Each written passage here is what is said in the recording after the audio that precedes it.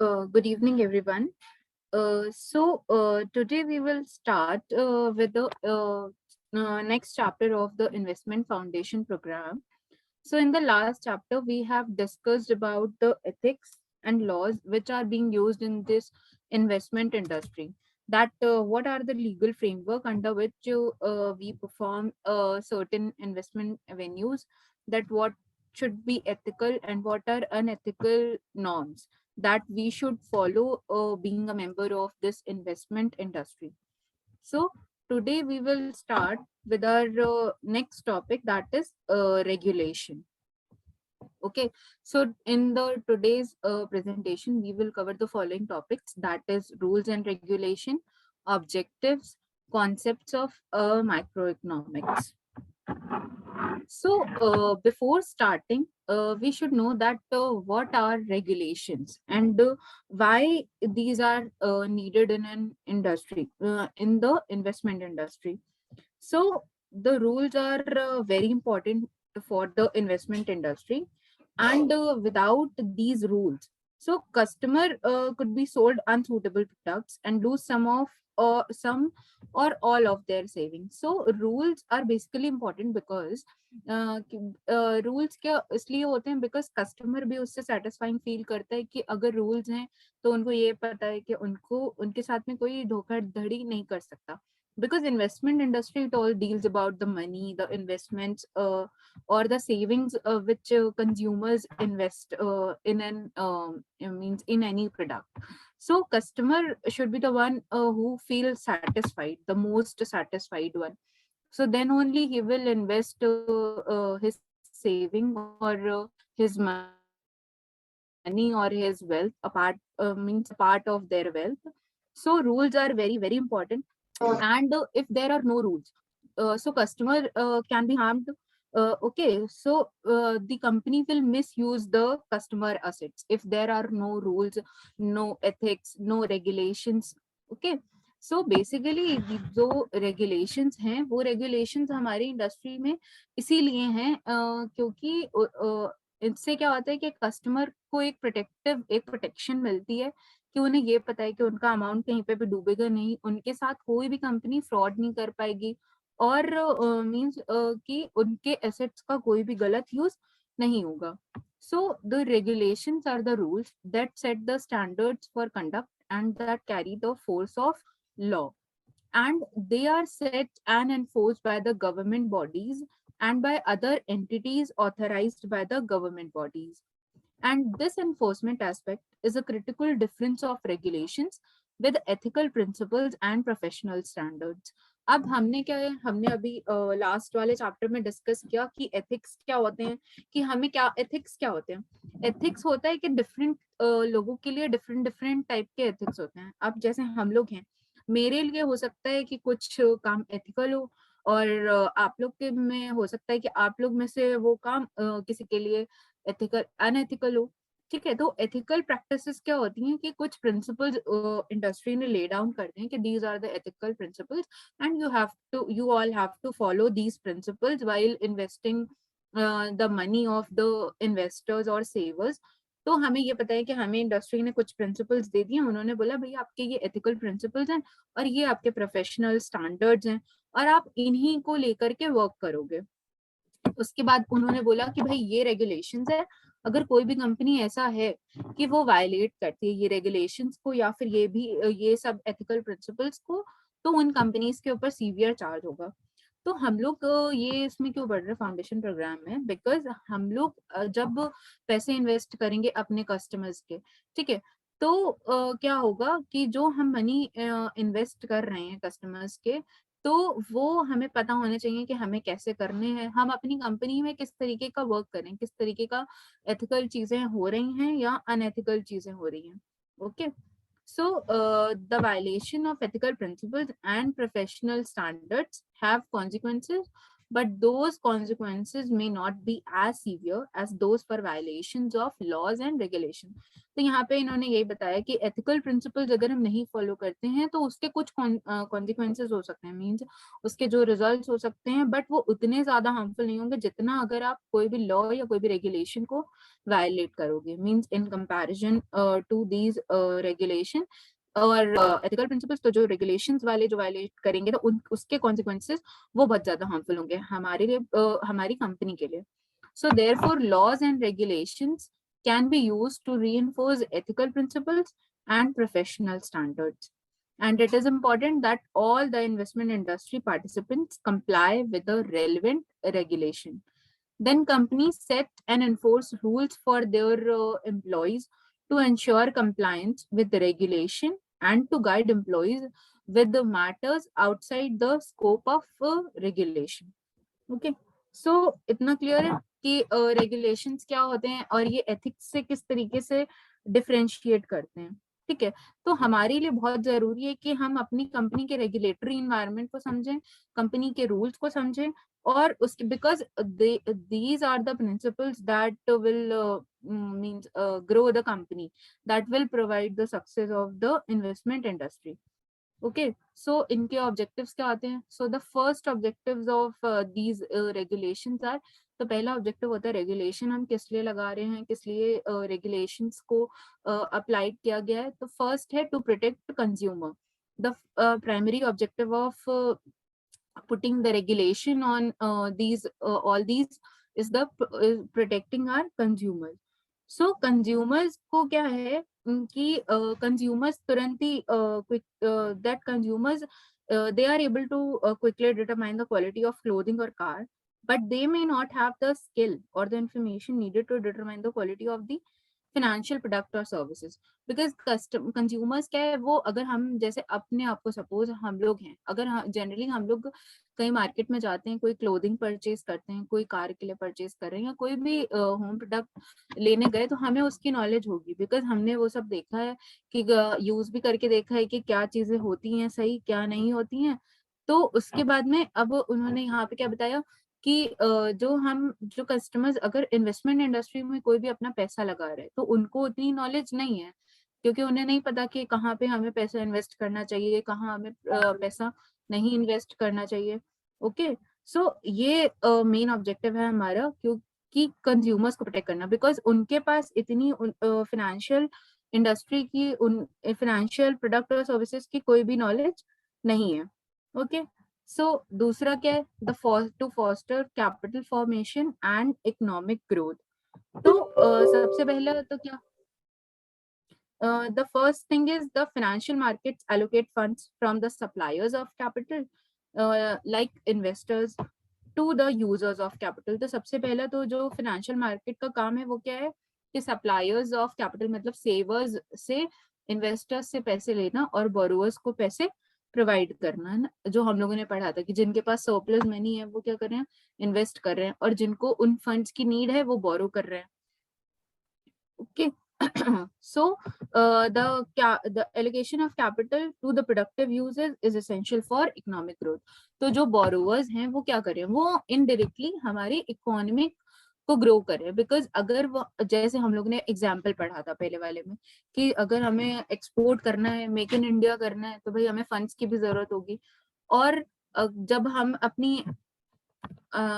India में कोई manufacture करें, कोई भी प्रोडक्ट या कोई भी सर्विस प्रोवाइड कर रहे हैं इंडिया में, तो उससे इंडिया की इकोनॉमी पे डिफरेंस हमें दिखेगा कि इंडिया की इकोनॉमी ग्रो कर रही है. Okay, so third is for supporting the economic stability. तो इकोनॉमिक स्टेबिलिटी कैसे सपोर्ट करेगा ये रेगुलेशन, बिकॉज रेगुलेशन का जो प्राइमरी ऑब्जेक्टिव है वो है प्रोटेक्टिंग कंज्यूमर. जब कंज्यूमर को प्रोटेक्शन रहेगी तो consumer will invest more and more in the economy, or they will means the amount of money which they are having in surplus, they will invest that amount to convert to the amount into their wealth. So that will indirectly support the economic stability. Okay, so the higher proportion of debt funding used in the financial service industry, particularly by the financial institution or the other financial intermediaries, So they will create the risk of systematic failure. And that is a failure of the entire financial system, which will include the loss of access to credit and collapse of financial market. So regulators will thus seek to ensure that companies in the financial service industry, both individually and as an industry, do not engage in practices that could disrupt the economy. So यहाँ भी यही होगा कि जब consumer को protection मिलेगी तो उन्हें ये रहेगा कि भाई हमारी असेट्स का कोई भी गलत यूज नहीं कर रहा है, ठीक है, जिससे कि हमारे फाइनेंशियल सिस्टम्स में कोई भी फेलियर्स नहीं आएंगे. So that will support the economic stability in that way. Okay, it will enhance efficiency. So if we are applying regulation on the investment industry, so it will enhance the efficiency, because then all the people will utilize the resources, the scarce resources, in a proper utilized way. Means they will efficiently use the resources. Okay, so there will be no wastage and nothing else. So that will also Hello, Shivani. My voice is audible? Yes, sir, you're audible. Okay. Thank you. I just test myself. Thank you. Okay, sir. So you are means recording now? Yes, I'm recording. Okay, sir. Thank you, Shivani. Okay, so everyone यहाँ तक clear है सबको? Means ऐसा नहीं हो रहा है कि किसी को समझ में नहीं आ रहा है? Yes, ma'am. Yes, ma'am. Okay. कोई प्रॉब्लम अभी तक यहाँ पे? No, ma'am.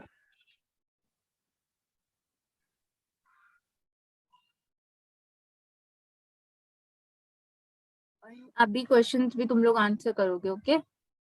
फिर पता चलेगा किसको समझ में आया है.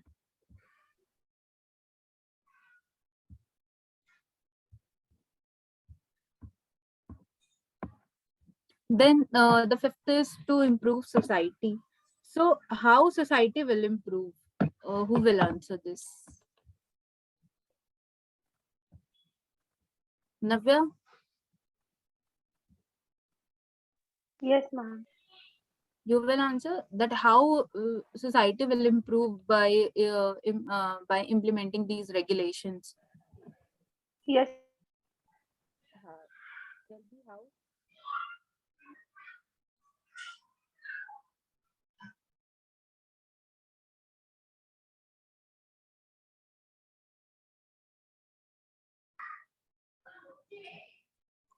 Navya, your voice is not audible.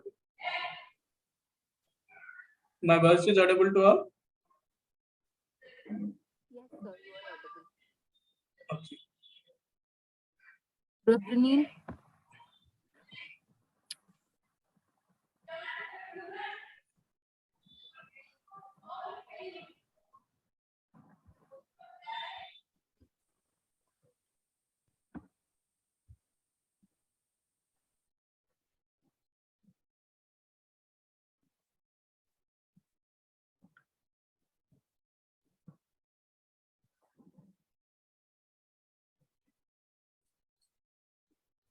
Okay, so देखो, इसमें सोसाइटी कैसे इम्प्रूव करेगी कि गवर्नमेंट ने अगर कोई भी रेगुलेशन लगा रखे हैं, तो ऐसा होता है कि जैसे फाइनेंस इंडस्ट्री में क्या है, अगर हम मतलब कोई भी रेगुलेशन किसी चीज पे अप्लाई कर रहे हैं, तो फाइनेंशियल इंडस्ट्री क्या कर रही है, they deals in money, the funds from the savers to supplying capital to the borrowers. तो क्या होगा इसमें कि अगर गवर्नमेंट रेगुलेशंस इस पे नहीं अप्लाई करती, इस इंडस्ट्री पे, सपोज इन्वेस्टमेंट इंडस्ट्री पे कोई रेगुलेशन ना होती, तो लोग क्या करते हैं कि उनका जो भी इलीगल मनी है, मींस जो भी लोग ब्लैक मनी अर्न कर रहे हैं, तो वो क्या करते हैं, वो इजीली अपना यस. हाँ मैम, तो मेरा आंसर आपको सुनाई दिया कि वापस बोले? Yeah, please repeat it. So, Navya, please. laws are very important for society because it serves as a basis on which the citizens conduct themselves. So if there were no laws or regulations, then citizens would behave as per their wish, and this would create a haywire situation in the society.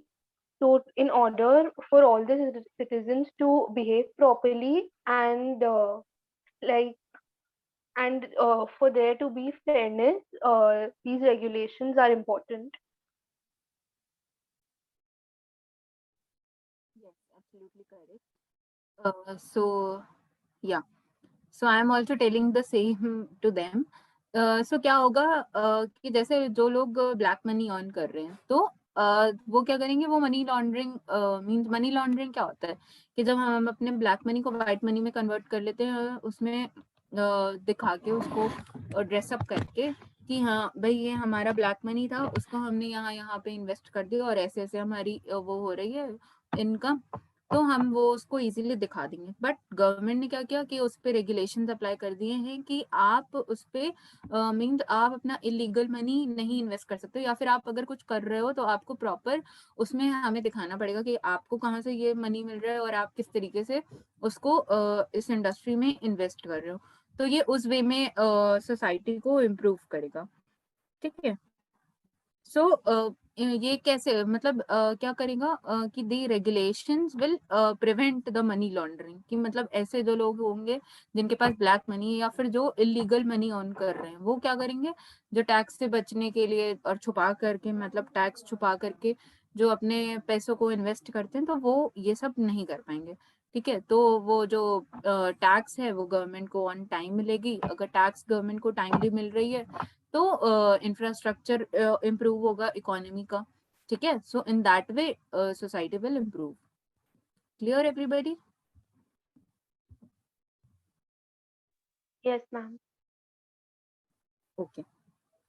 सो उसके बाद आता है हमारा sixth objective, to ensure fairness. अगर regulation applied है industry में तो जो भी इन्वेस्टर जितना भी अमाउंट इन्वेस्ट कर रहे हैं तो वो सारे इन्वेस्टर्स इक्वल हैं। मींस ऐसा नहीं होगा कि कोई पार्टिसिपेंट इंडस्ट्री के लिए बहुत इंपॉर्टेंट होगा, भाई जो हाई वेल्थ लेके आ रहा है, कोई अगर शॉर्ट टर्म के लिए मनी इन्वेस्ट कर रहा है तो वो अनइक्वल होगा। तो ऐसा कुछ नहीं है, इक्विटी सारे पार्टिसिपेंट्स में रहेगी। जितने भी पार्टिसिपेंट्स हैं फाइनेंशियल पार्टिसिपेंट्स, जो भी फाइनेंस इंडस्ट्री में पार्टिसिपेट कर रहे हैं, so they all will be treated equally.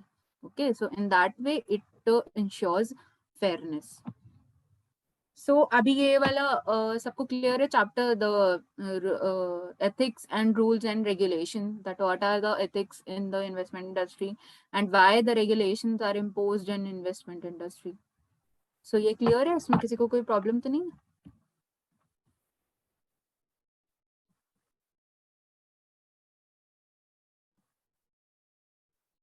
हाँ मैम, क्लियर है। अब हम एक चीज और आप लोग को बता दें कि ऐसा होता है कि अगर हमारी कंपनी मींस अगर हम जिस भी कंपनी में काम कर रहे हैं या फिर वो इंडस्ट्री के नॉर्म्स को फॉलो नहीं करता, मींस रेगुलेशन को फॉलो नहीं करता है, तो उसके बहुत ज्यादा हाई चांसेस हैं टू फेल होने के। ठीक है। सो जो अगर वो रेगुलेशंस को फॉलो नहीं करेंगे तो वो फेल ही होंगे। अगर आप इन्वेस्टमेंट कर रहे हो, सपोज एक इन्वेस्टमेंट फर्म है जो कि इलीगल तरीके से लोगों के पैसों को इन्वेस्ट कर रही है, कोई टैक्स नहीं, कुछ वो नहीं शो कर रहे हैं, कुछ नहीं कर रहे हैं। ठीक है। मींस प्रॉपर मनी लॉन्ड्रिंग वहां पे चल रही है, तो क्या होगा कि एक टाइम आएगा वहां पे मतलब उनकी इंडस्ट्री शट डाउन, उनकी कंपनी शट डाउन हो जाएगी। ठीक है। तो इसलिए जरूरी है हमें एथिक्स, लॉज और रेगुलेशंस का पढ़ना। तो हमें पता होना चाहिए बिकॉज हम in future as a investor और मींस अगर हमें इन्वेस्टमेंट बैंकिंग में जाना है या फिर इन्वेस्टमेंट के लिए हमें करना है, तो हमें ये सारे रूल्स, लॉज, रेगुलेशंस ये सब हमें पता होना चाहिए कि what are the ethical principles that are being used in an investment industry. Okay. So in this way, we are ending our chapter, the regulation. So now coming to the next one is our microeconomics. Okay. So microeconomics आप लोग में से किसने पढ़ी हुई है? Ma'am, I have studied.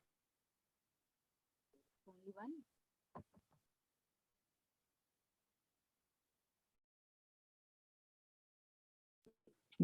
मैंने भी पढ़ी हुई है। So सबको basic means knowledge है। Yes. Oh, carry on. Sorry. Good, good. So microeconomics, it's come to introduce our business also. जो भी हम सर्विसेज अभी स्टार्ट कर रहे हैं वो माइक्रो इकोनॉमिक्स के ऊपर है। तो Swani madam please continue.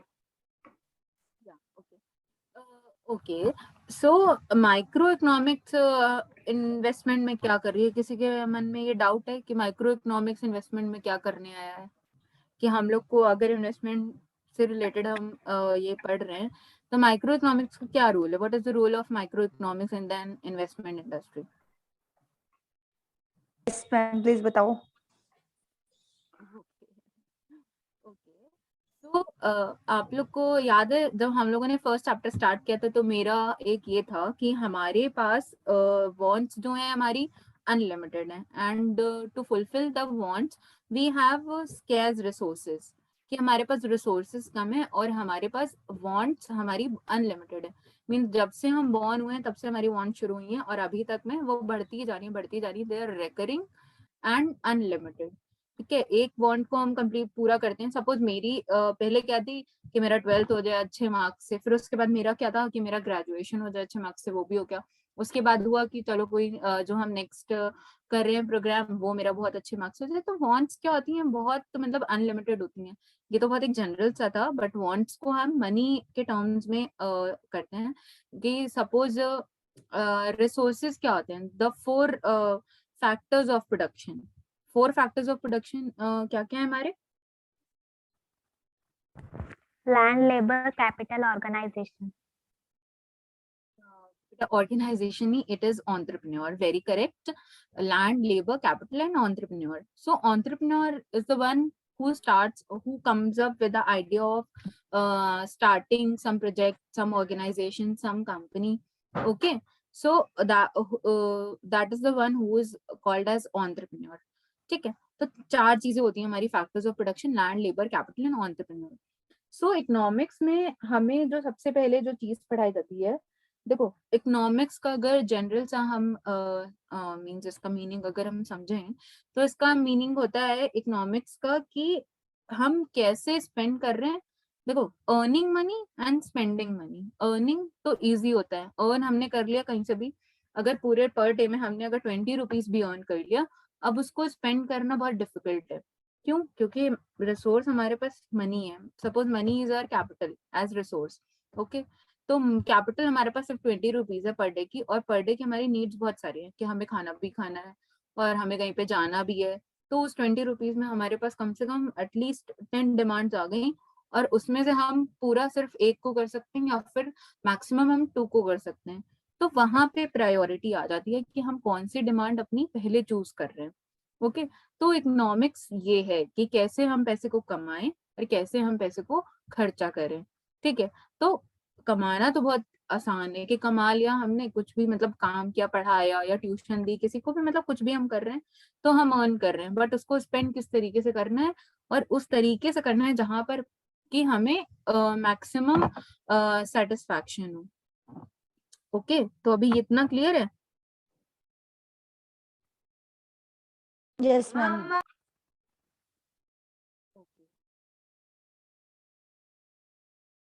Yes, Muskan, you are in mute. Yes, sir. Yes, yes. Yeah. So economics is the study of production, distribution, and consumption, or the study of choices in the presence of the scarce resources, and it is divided into the 2 broad areas. So 2 broad areas are there: microeconomics and macroeconomics. ठीक है, तो economics क्या है? जब हम economics में production पढ़ते हैं, डिस्ट्रीब्यूशन पढ़ते हैं और कंजम्पशन पढ़ते हैं, ठीक है, तो 2 टाइप के एरियाज होते हैं इसमें, माइक्रो इकोनॉमिक और macro economic. So micro economic को क्या होता है कि it is the study that how individuals and companies make decisions to allocate the scarce resources, and which helps in understanding how individuals and companies prioritize their wants. ठीक है, तो micro economic में क्या कर रहे हैं कि हम इंडिविजुअल के हिसाब से पढ़ते हैं कि इंडिविजुअल्स की मींस क्या डिमांड्स हैं, और इंडिविजुअल्स के मींस पॉइंट ऑफ व्यू से हम पढ़ रहे हैं। आप सपोज अगर हम कोई इंडस्ट्री की बात करेंगे, ठीक है, तो इंडस्ट्री आ जाएगी हमारी मैक्रो में, और अगर हम कोई फर्म की बात कर रहे हैं तो फर्म हमारी होगी माइक्रो। ओके, यहाँ तक किसी को प्रॉब्लम, कोई कुछ पूछना है?